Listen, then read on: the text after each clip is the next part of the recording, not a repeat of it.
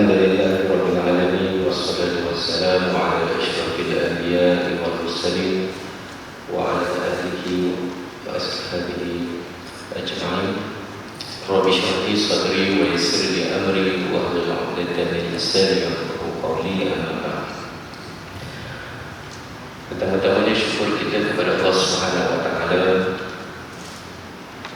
Allah kurniakan kita kelapangan masa untuk kita sama-sama hadir ke rumah Allah untuk kita menunaikan solat fardu maghrib berjamaah, dan Allah titipkan rasa kepada kita, sayang kita kepada ilmu, dengan kita sama-sama duduk beriktikaf dengan niat iktikaf di samping kita cuba memenuhi masa yang ada ini antara maghrib dan isyak dengan kupasan satu tajuk yang berhubung dengan kelebihan kita berinfak fisabilillah. Alhamdulillah, syukur kita kepada Allah juga. Saya ingat 6 bulan lebih saya tak main masjid ini untuk bagi kuliah, dan Alhamdulillah saya ingat di seluruh Pulau Pinang atau di seluruh Malaysia surau dan masjid mula kembali diimarahkan dengan majlis-majlis ilmu. Mudah-mudahan keadaan dan situasi ini berterusan. Kita doakan semoga pandemik COVID-19 ini semakin berkurangan dan sama-sama kita jaga SOP. Tuan-tuan muslimin muslimat yang dirahmati Allah,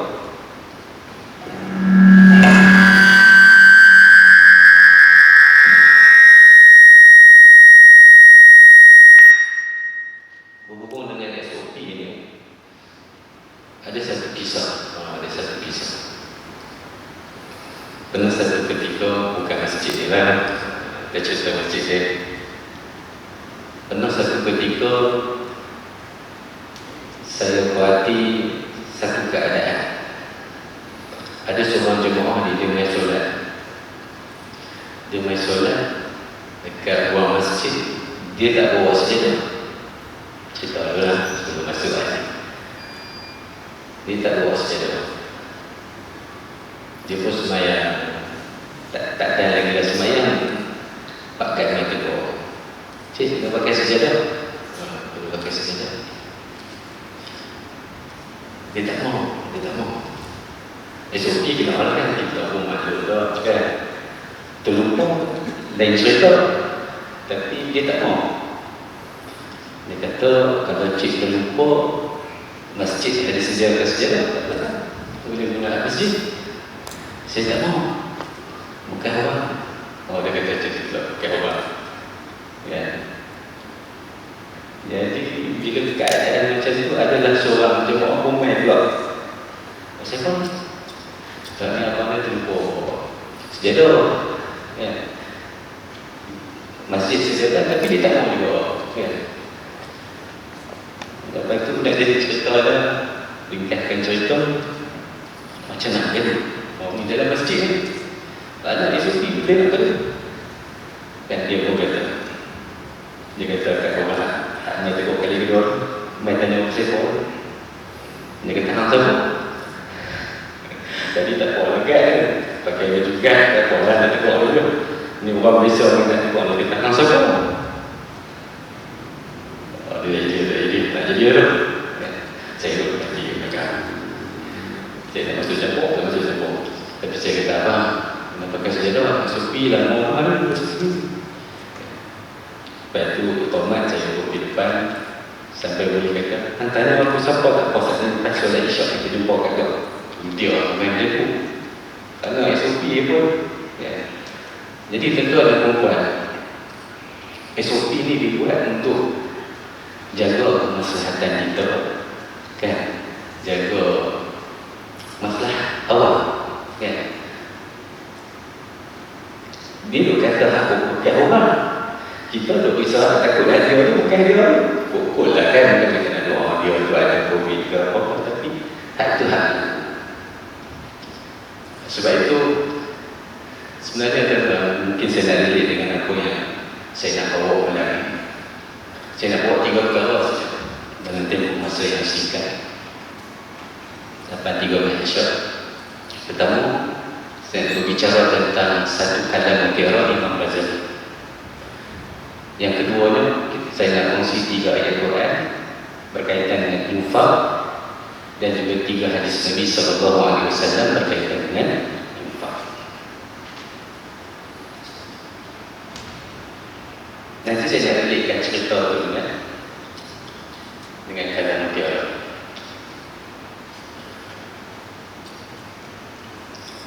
Cerita kedua, cerita lagi tak ada. Pandemik COVID-19 ni beri kesan pada masyarakat. Pada masyarakat. 2 tahun pandemik COVID-19 ini kita perhatikan ramai yang dibuang kerja kan? Dan kadang-kadang di sini kita boleh tahu kekesan pada pelajar student. Tadi saya pergi makan kat Subaya. Lama dah tak pergi pun. Sampai ada robot minta makanan. Kan?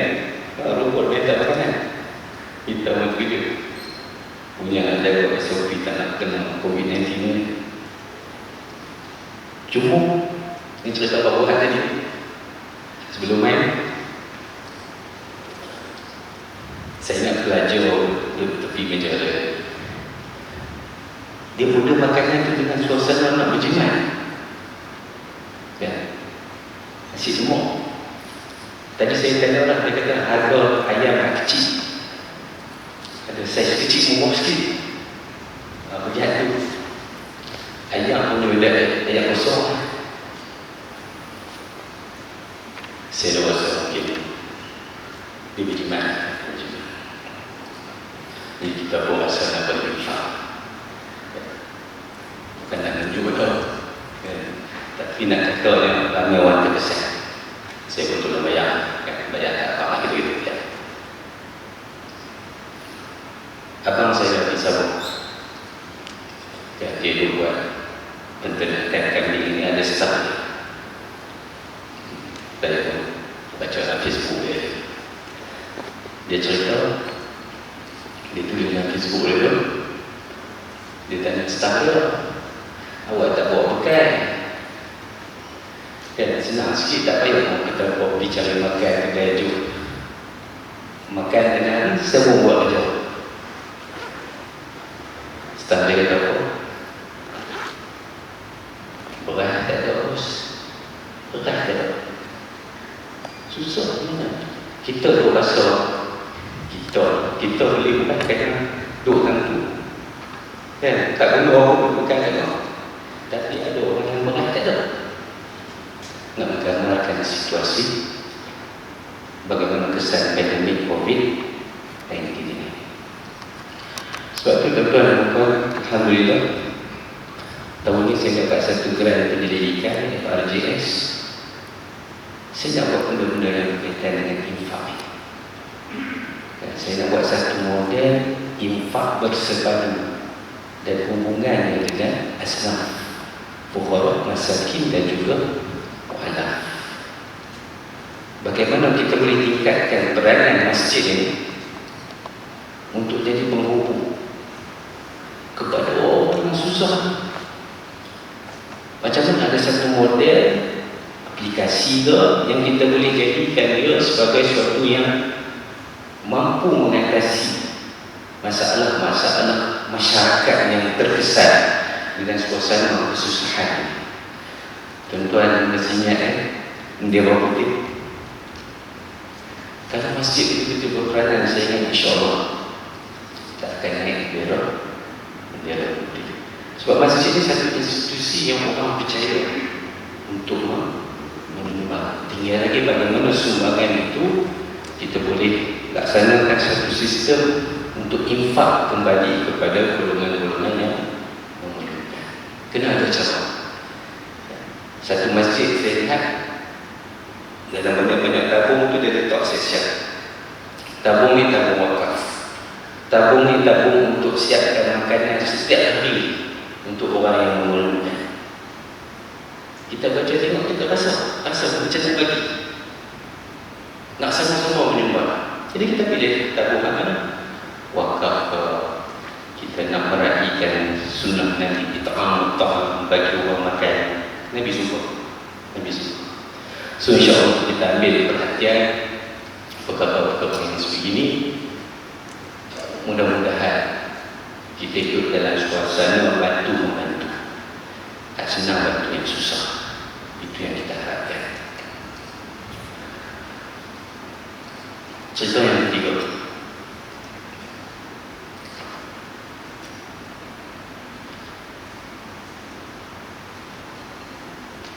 Hari Isnin lepas belajar saya meninggal dunia. Isnin lepas belajar saya meninggal dunia. Waktu Zuhur, umur 38,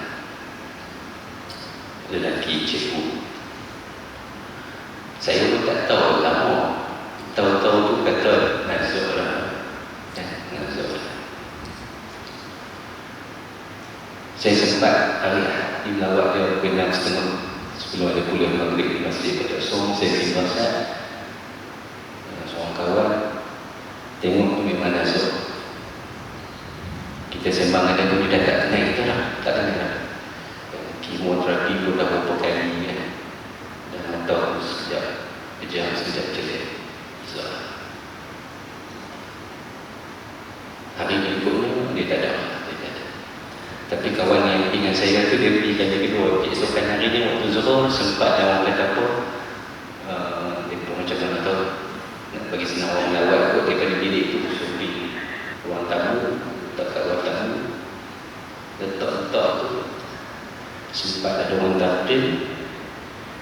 Kemudian dia pecah mata, buka mata, pecah mata, menceritalah kawan saya cerita mengenai air mata.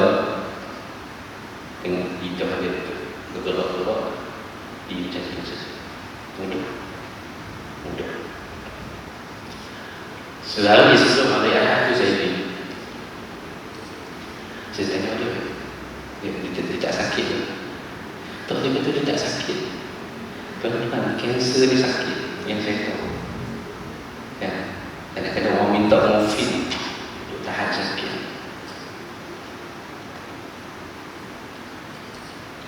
Suami kepada adik ipar saya. Adik ipar saya staf bayi. Sakit. Morfin. Nak morfin. Tapi dia tak sakit. Dia tak sakit. Wallahualam, saya cuba cari cerita. Saya cuba perhati cerita apa yang menyebabkan rahmat Allah dia kena kanser hati. Nazar, dia tak sakit. Saya memang follow Facebook dan saya tahu dia ni seorang yang cukup mengutamakan ibu dia. Cukup mengutamakan ibu dia. Tengok balik Facebook, apa pun ibu dia cukup berlaku ihsan dengan ibu dia, dengan Allah. Wallahu ta'ala a'lam. Barangkali inilah rahmat Allah ketika dia nazar dalam keadaan sakaratul maut, dalam keadaan dia sepatutnya sakit kanser tu, dia tak sakit. Isteri dia kata dia tak sakit. Allah, mudah-mudahan kita pun mencari amalan-amalan ketika memang kita di akhir sakaratul maut, kita diberi rahmat oleh Allah Subhanahu wa taala. Kita masjid duduk sini bukan, kita minta Allah buka pintu-pintu rahmat kepada kita, kepada keluarga kita, kepada seluruh warga staf USN, insya-Allah. Berkata Imam Al-Ghazali di dalam kitab Bidayatul Hidayah, katanya, "Fal-fardu ra'sul mal wa bihi tahsul najat, wan-naflu wal-ribhu wa bihi al-fawzu bid-darajat." Apa maksud kalimat? Yang fardu itu modal sunnah. Modal benda yang fardu. Solat 5 waktu sehari semalam fardu, itu modal. Dan dengannya bila kita cukup 5 waktu, maka tak akan terhasil kebahagiaan, kejayaan pada kita. Kena bagi cukup. Kita buat analogi, kita berniaga. Bila sebut modal ni berniaga, siapa berniaga nak rugi? Modal dah buat keluar lah. Habis tak pun produk nak jual tak boleh, kita akan kata tak apalah, kita jual harga modal. Balik modal pun tak apa, betul tak? Sama juga kita dalam melayari kehidupan kita ini. Modal tu nak kena bagi cukup. Modal nak kena bagi cukup. Tak cukup, rugi. Tak berjaya, tak bahagia, sengsara. Kedua yang fardu modal. Yang kedua, Imam Ghazali kata, wan naflu, benda-benda sunat. Banyak kita lepas solat sunat, masya Allah, cukup banyak. Bermula sebelum subuh lagi kan, tahajudnya, solat hajatnya, solat taubat, lepas azan subuh, solat fajarnya, dan fadilat-fadilatnya.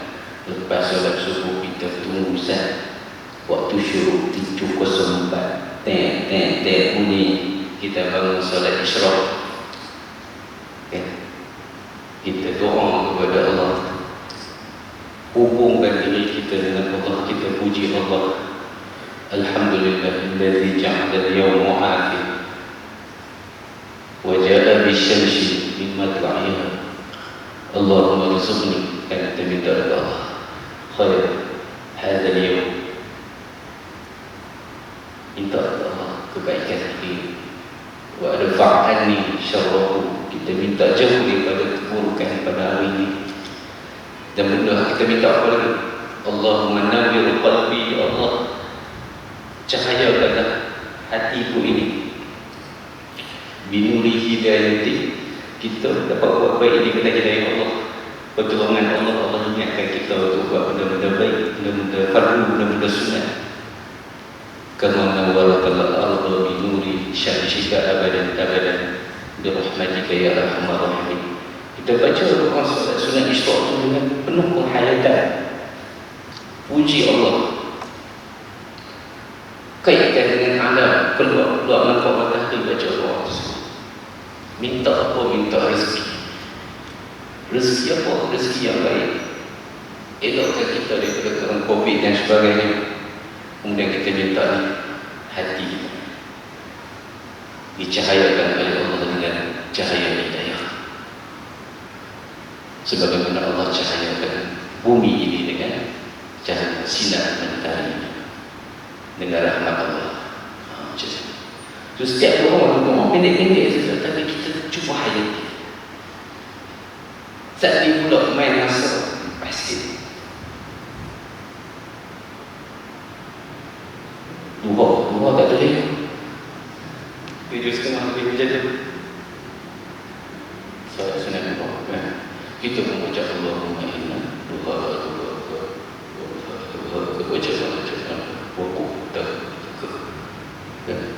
baca.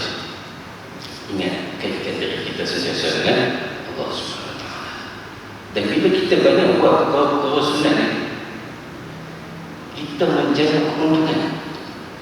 Wan naflu ar-rib, untung macam ni. Siapa tak mau untung?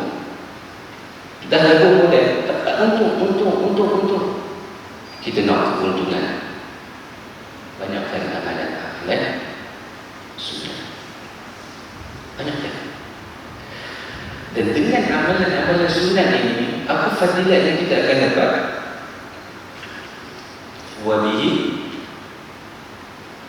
al-fawzu bidarajah, kita berjaya meningkatkan tingkatan darjat kita di sisi Allah Subhanahu Wa Taala. Sebab itu dalam satu hadis qudsi dalam kitab Bidayatul Hidayah. Saya nak baca hadis ini.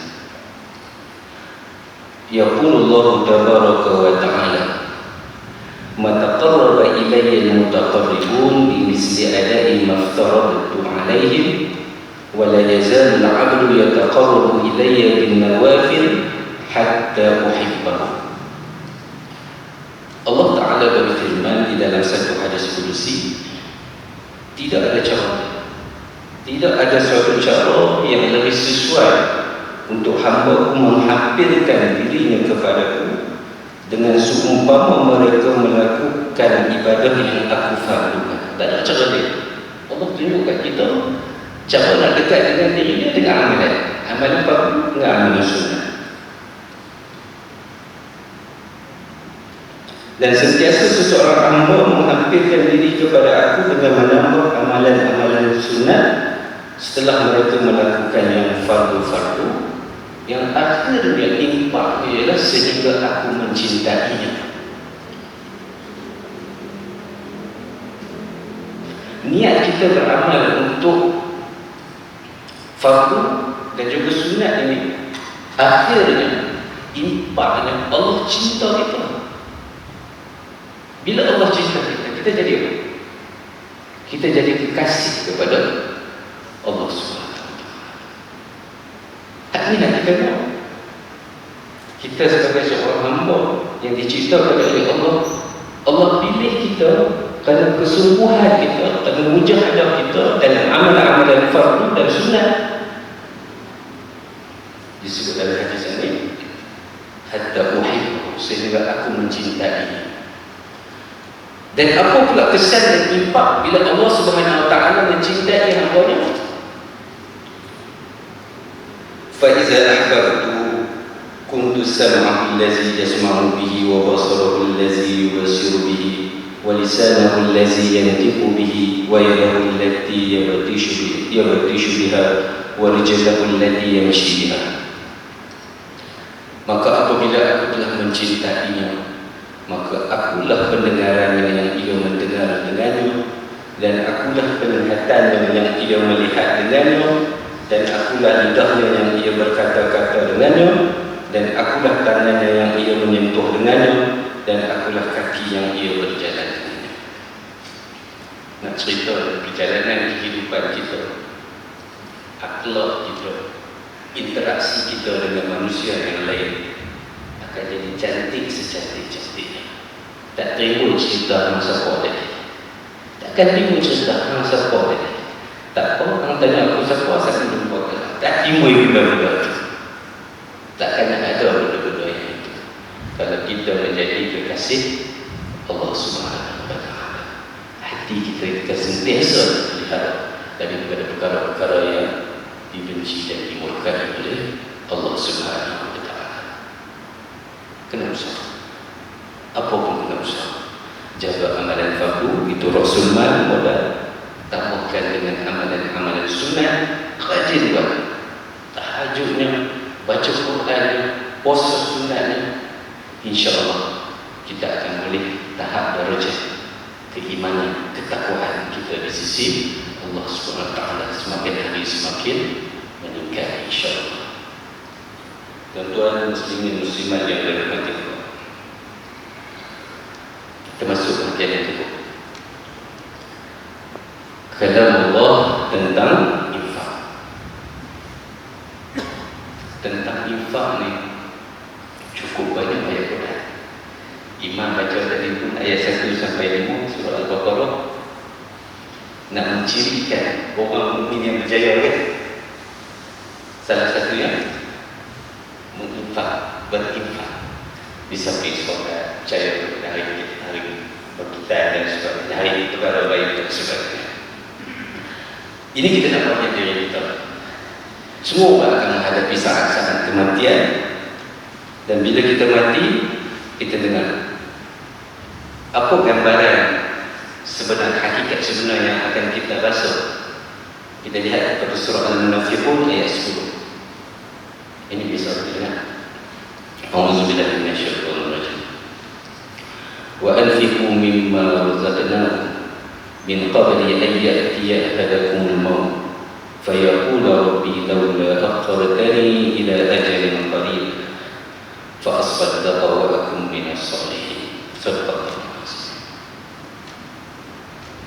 Dan belanjakanlah sebahagian dari apa yang telah kami berikan kepadamu sebelum datang kematian kepada salah seorang di antara Allah. Peringat sesiap, Allah kurniakan kita rezeki, jangan kita lupa nak bagi zakat,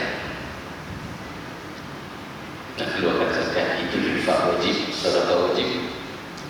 Allah bagi kita rezeki yang lebih lagi, kita dah penuhi keperluan nafkah terhadap keluarga kita dan sebagainya. Ada dua duit lebih, dan jangan lupa buat sedekah sunat.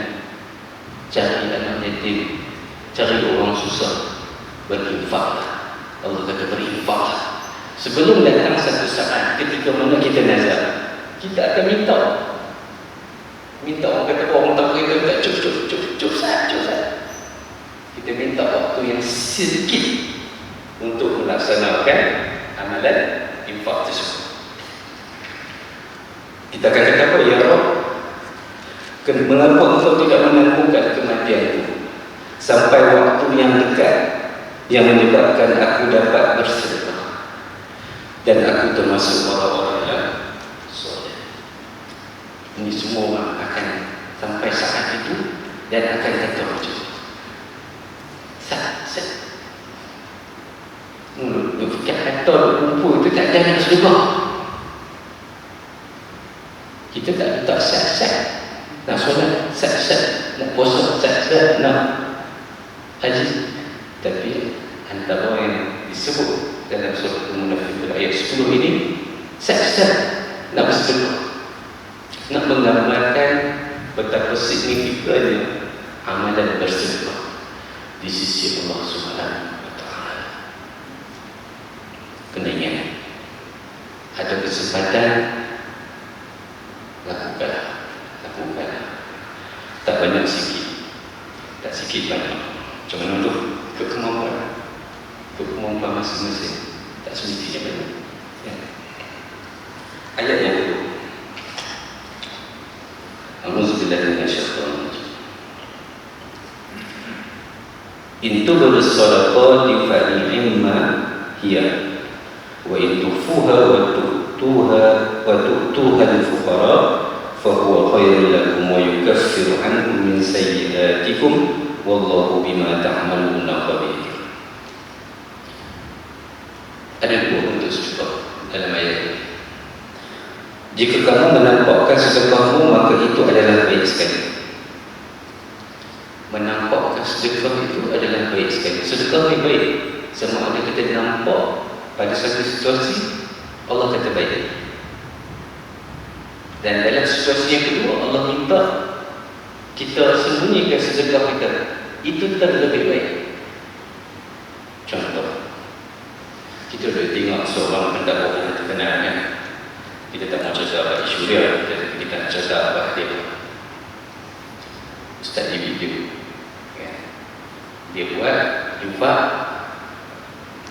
bagi sumbangan, bantuan, duit dan sebagainya, dia rakamkan. Itu maksudnya apa? Menampakkan, menzahirkan sedekah. Baik tak? Baik tak baik? Maknanya ada satu kategori menampakkan itu baik. Hati dia, kita tak tahu. Hati dia dengan Allah. Kita semua saya tak boleh baca hati tuan-tuan. Tuan-tuan tak boleh baca hati saya, tak boleh. Hati persoalan yang jelas ni kita dengar. Tapi disebabkan perbuatan dia menampak, menzahirkan amalan bersedekah itu, dia jadi satu role model, jadi satu ikutan. Ramai orang nak duduk sama-sama melakukan perkara yang sedemikian. Kan baik? Kan baik? Maka pada ketika itu kita boleh katakan bahawa insya-Allah perkara itu baik. Tetapi tuan-tuan dan puan-puan, jika kamu menyembunyikan dia dan kamu berikan kepada orang-orang fakir, maka menyembunyikan itu lebih baik lagi. Contoh hati dengan, bila kita bagi dekat orang fakir, orang miskin, menyembunyikan itu lebih baik. Sebab apa tuan? Kurang harta, fakir, miskin ini satu kekurangan, satu keaiban. Satu kekurangan. Mana betul? Ya, kadang-kadang pelajar WSM itu dia susah, tapi dia tak tahu dia susah. Kan? Ada kawan saya kat Nepal dulu, ni kami nak bagi ni, tak kau cik bagi kawan saya insya-Allah boleh. Padahal dia susah. Dia macam tu. Ataupun kita tengok kan, saya depan ni Ustaz Islam pun sama, kat mana-mana pun sama. Bila kita buat satu majlis, satu function nak bagi sumbangan dekat orang-orang miskin ni, kan kita ada senarai nama, kita panggil naik atas seorang-seorang 10 list, katakan 10 orang, 10 tu main tak?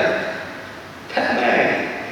Tengok-tengok kok Ustaz Razin kan ni, duk panggil orang tu tak main. Tiba-tiba Ustaz Razin naik ganti, bukan Ustaz Razin Fokolok dah, dia ganti. Tak main, segan tu kan. Sebab itu dalam hal kita nak infak kepada golongan ini, dibagi senyap-senyap itu lebih baik. Hal itu lebih baik. Lebih baik. Kita ni kadang-kadang tersilap. Okey, tak apa, kita buat kombo kan, pergi bagi. Masa bagi bola tu tak kat gambar. Ada kita kena minta izin kat dia. Dia bagi tak pergi tak kat gambar. Kita pun suka sangat upload, share, masuk dalam grup WhatsApp ni, bagi kumpul bagi kan, masuk dalam Facebook. Kita tak jaga adab dengan orang miskin. Takkan dia tak rela gambar dia share macam tu. Semuanya kepada ada tak kita terlepas betul ni? Ada. Dalam syariat kita terlepas yang lebih baik ayat ini minta kita laksanakan secara semuli bila kita berlipat kepada golongan-golongan orang sakit. Dan Allah akan menghapuskan dari kamu sebahagian kesalahan-kesalahan. Sedekah ini akan menghapuskan kesalahan. Kalau kita rasa dosa banyak, salah satu cara kita kena buat sedekah. Mudah-mudahan Allah mengkafarkan dosa-dosa kita. Dan satu hadis lagi kata, as-sadaqah tadfa'u bala. Sedekah dapat menolak bala. Kalau kita rasa sekenal nak tolak bala, banyakkan mengamalkan sedekah. Buatlah sikit, tak apa pagi-pagi, kalau 10 lepas subuh, masuk dalam tabung masjid, kita dengan Allah, kan kita ada. Ayat yang ketiga, Sabah 39. Auzubillahi minasyaitonir rajim. Qul inna rabbi yabsutu rizqa liman yasha'u min 'ibadihi wa yaqdiru lahu wa ma anfaqtum min shay'in fa huwa yukhlifu wa huwa khairur raziqin. Katakanlah, sesungguhnya Tuhanku melapangkan rezeki bagi siapa yang dikehendakinya di antara hamba-hambanya dan menyempitkan bagi siapa yang dikehendakinya. Itu kita kena ingat. Dan kita senang kita ingat Allah yang melapangkan rezeki kita. Jangan lupa untuk berinfak. Anytime Allah boleh tarik, Allah boleh sempitkan rezeki kita atau rezeki seseorang.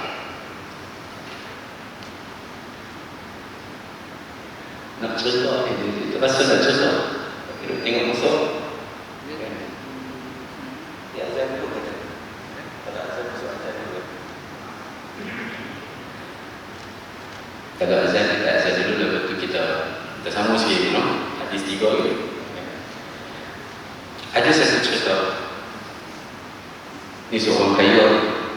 Ni cerita ni saya baca dalam Facebook dan saya ingin cerita betul ya. Dia kaya, dan waktu dia kaya, dia kata kat surau, api ayah tak apa saya bayar, api ayah tak apa saya bayar. Sampai satu masa Allah duka dia keadaan macam tu. Dia mimpi kata kat surau, saya ni lah kan, nak stop sah. Tuan-tuan dan puan, Allah duka dia. Bila dia buat macam tu, Allah duka dia. Hak dia nak bayar bulan-bulan tu suruh untuk biaya. Kan waktu dia tinggal tak bayar. Lagi musibah kena kat dia. Kereta tayar kancil, kan senilai ikut ni, rosak dan ni.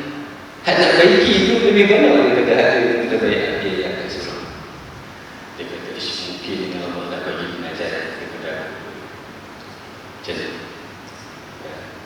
Dan kita dah buat benda-benda baik kan, tiba-tiba kita tak tahan ujian sikit. Allah nak uji saja. Ya. Allah. Ya.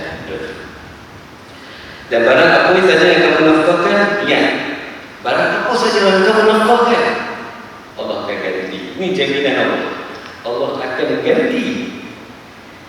Allah akan ganti.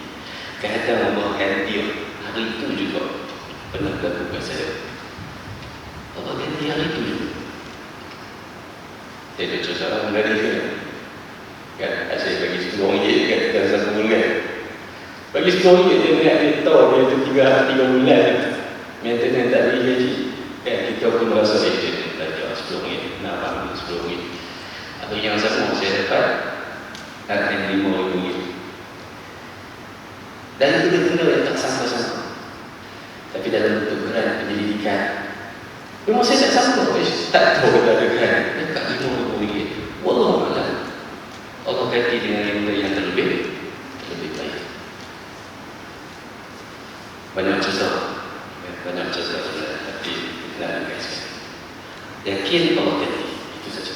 Yang ketiga, segmen yang ketiga, hadis-hadis tentang infak. Ma min yawmin yusbihul ibad fihi illa malakani yanzilan. Ingat, setiap hari. Ma min yawmin, setiap hari ada 2 malaikat yang turun setiap pagi dan berkata salah seorang, fayaqulu ahaduhuma Allahumma a'ti munfiqan qalafa. Malaikat pertama tu kata, ya Allah, berikanlah ganti bagi orang yang berinfak. Tuan-tuan, tadi ayat Quran kata Allah ganti. Malaikat pun kata berdoa kepada Allah bagi ganti kepada orang yang berinfak. Tuan-tuan nak takut Allah jamin. Wallahu khairur raziqin. Allah jamin. Dan satu malaikat lagi kata, wa yaqulu Allahumma a'ti mumsikan talafan. Berkata malaikat yang lain, berilah kebinasaan bagi orang yang kikir. Ni sejak hari. Kalau kita nak infak, alhamdulillah dia orang boleh makan. Kalau kita jadi tahan harta kita kedekut, kita tak kedekut insya-Allah kan. Tapi ada orang yang membuat harta kedekut pula nak berinfak. Ada tiap-tiap hari malaikat berdoa kat dia, binasa.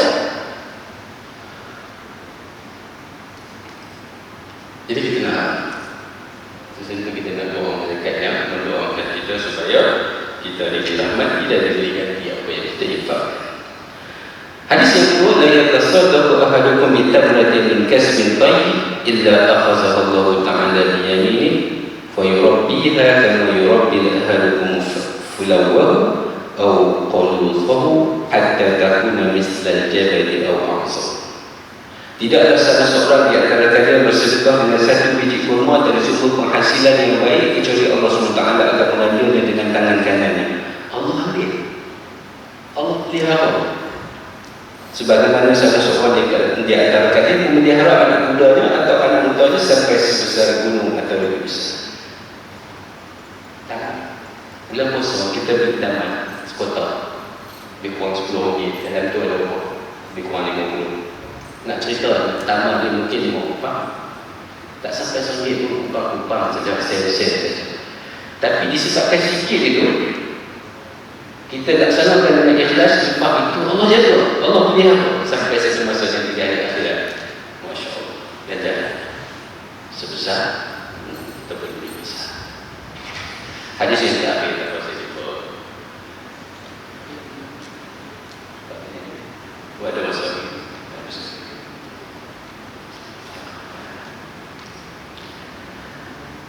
Khairul sadaqah maka an zahri ghina wa bada' biman ta'um.